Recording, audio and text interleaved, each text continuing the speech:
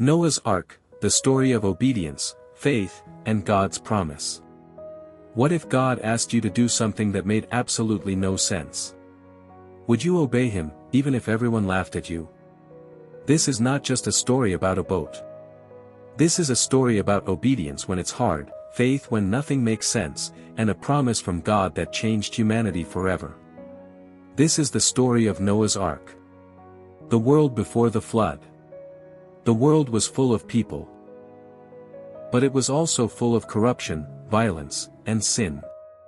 People had forgotten God. They lived only for themselves. No faith. No obedience. No respect for what was right. But among millions of people, there was one man who still walked with God.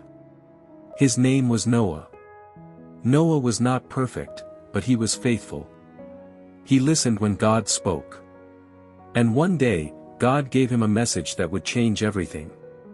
The impossible command.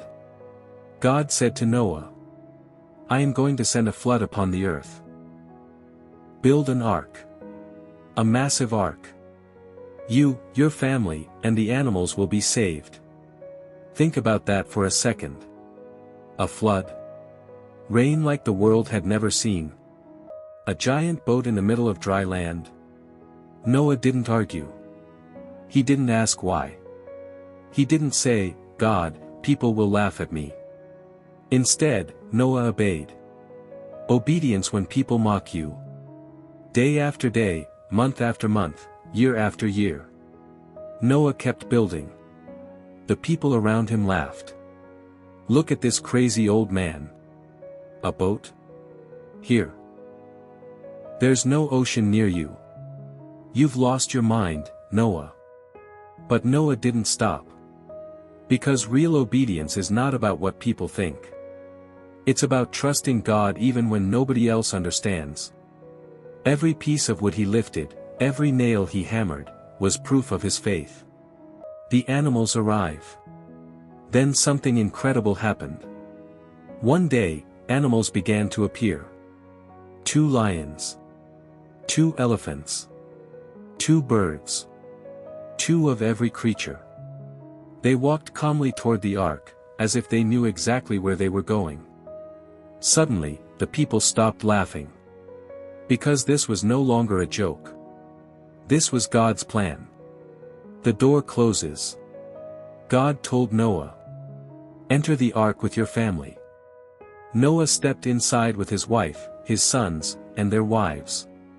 The animals were already there.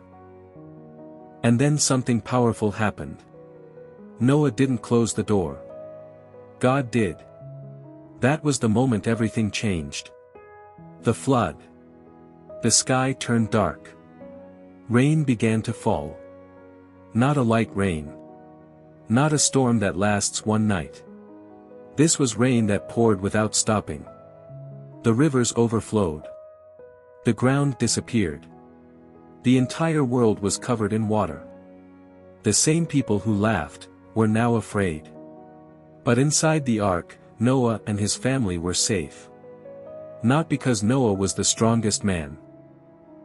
Not because he was the smartest man. But because he obeyed God. Faith in the waiting. Days passed. Weeks passed. Months passed.